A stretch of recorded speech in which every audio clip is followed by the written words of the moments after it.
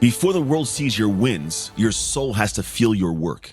It's the reps nobody applauds that produce the wins that do, all through a shifting of your identity into a dominator. This is all done in the dark every single day. So let me be your guide as I welcome you to this episode of the Dark Work Daily. Tuesday's here. We're after it, man. Let's get after this day. This is something I want to be paying attention. One, make sure if I forget, which hopefully I don't, to take a log into your Dark Work Day book. Wherever you got this thing written down, and make sure you write the notes. Yesterday should have been essentially what is the thing you want to move forward with. You're not going to wait for permission for. Now, today's conversation is about whether or not you have dominator fuel. Dominator fuel, it's a different thing, right? It's a matter of what's your behavior. Now, here's what I mean by this. I remember back when I was trying to get things started post-football, right? Before football was easy. Like when I was playing the game, I would wake up every single day with this thought about how I could be a better athlete. I wanted to lift, I wanted to run, I wanted to play the game as best I could. That was my morning thought. Like, and I mean morning, I mean 3 a.m. You know what I'm talking about. You wake up in the morning, all of a sudden you get this thought in your head, you can't go to sleep. Your brain doesn't shut off. It turns on, it won't turn off. And it frustrates you at times. You're thinking about it, stewing on it. And I remember at a certain point, I was like, man, I'm not getting the rest I want. And what it was I was desiring something. There's a part of me that wanted something more than what I had. Not in a bad way, like a negative way, but like I was hungry for something. Hungry to be a great player, hungry to make the next play in the next game, hungry to ball out in practice, whatever it was. But that hunger changes as you get older. As the world moves and you move through the world creates new opportunities for you. New dreams arise, new possibilities. And what I found was I would wake up in the middle of the night after the game of football and have a dream about my gym. I wanted to make this amazing gym where people could have like a second home. For me growing up, I didn't have a sense of like centeredness. I had a home. It was my home, but like the second home. It was football, but it wasn't football at the exact same time. And I also had this desire to create a community of people that were awesomely connected and had a similar goal and aspiration.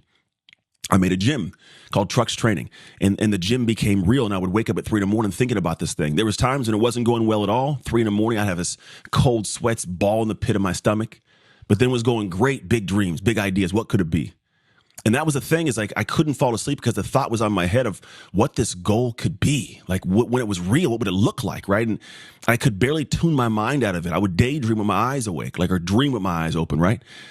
And this is a thought I had in my head of like, really, where does that tie in? And as I've gotten older, the hunger has not disappeared, but changed. And all of us have a different hunger, different idea of what we want. But I'm going to question something for you. When you wake up at 3 a.m, what's on your mind? It's a gut check. A gut check question is if you wake up at 3 a.m. and the idea you try to tell the world you want, are you doing social media? Are you posting things like, oh, I want to be this. I want to be a speaker. I want to be a coach. I want to be a business owner. I want to get a promotion. Do you really? At 3 a.m, what are you thinking about? Are you thinking about that goal, that dream, hunger to get it done, to see it be realized in some aspect of life? Or it's just a kind of a pipe dream you keep telling people? Because the truth is, if you want something, that should be on your mind, seared in, locked in every single time you wake up at 3 a.m, worried about it, almost in a sense of how do I make this happen? And I found for me, like there's some people that can have this dance and live with it. Like I can live with this. It's my normalcy. I've been doing it for, almost like 15 years I've been on this tick. But for me, it's this thing where it's normalized. More than 15, 17, almost 20 years now. I've normalized to this. It's my friend, man.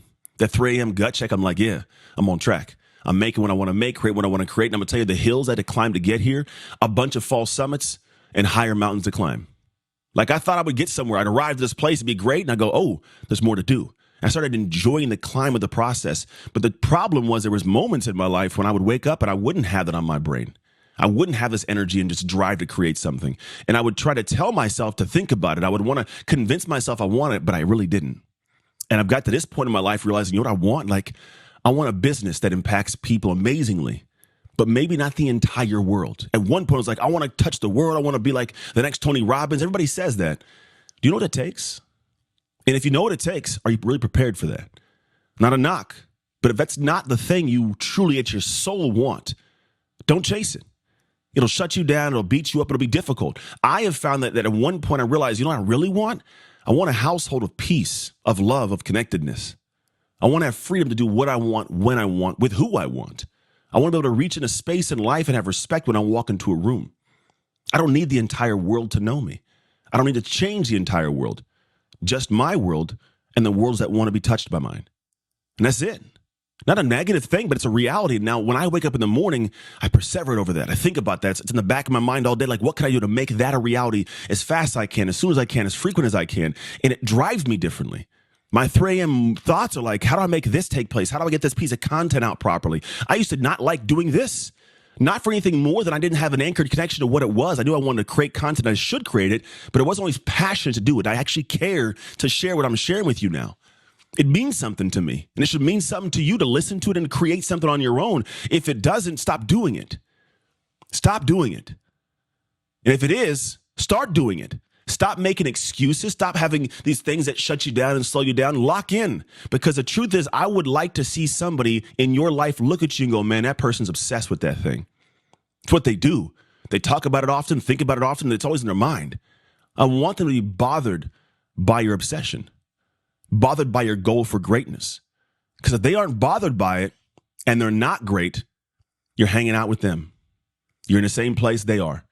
Not a knock on your people in your life, but it's a reality. If they are not a person living a life that you desire to live, you must elevate yourself. Doesn't mean to step away from them. You don't remove them from your life per se, but you got to start having thoughts and ideas that are seeded from your fuel. What drives you to get going every single day? Because if not, if you don't have a fuel, you're running from obligations. You're driving into the space of feeling like you have to do something, and you inherit that from other people. You meet other people's expectations, and unfortunately, you meet submitters' expectations. Those that have no big goals, big dreams, big aspirations. And you start wondering why your life doesn't feel as fulfilling as you expected it to be by now. The time is now to change your life. I can't do it for you. No, nobody else can do it for you. You can do it for you. But you have to start asking yourself, what is my 3 a.m. gut check? Am I getting up with this thing on my heart? Or am I getting up with other frustrations, other ideas, other things going on? And if that's the case, you need to recenter as to why you're doing this or stop doing this thing, whatever that means to you. But I'll tell you this, when you lock in, it's centered, and that's your gut check in the morning. You're going to wake up one day not just having a 3 a.m. frustration gut check, but a holy crap, this is my life gut check. And that is the best one to have. If this episode stirred something in you, good. That means there's work to be done. Don't ignore it, because listening is just the beginning. Because real change happens when you engage and you commit. So I invite you to join the Dark Work community inside the Dark Work app, which is where you communicate with amazing people on the same journey as you. You can find it on the App Store and the Google Play Store right now. Step into the conversations that sharpen your habits, strengthen your identity, and keep you locked in to the Dark Work.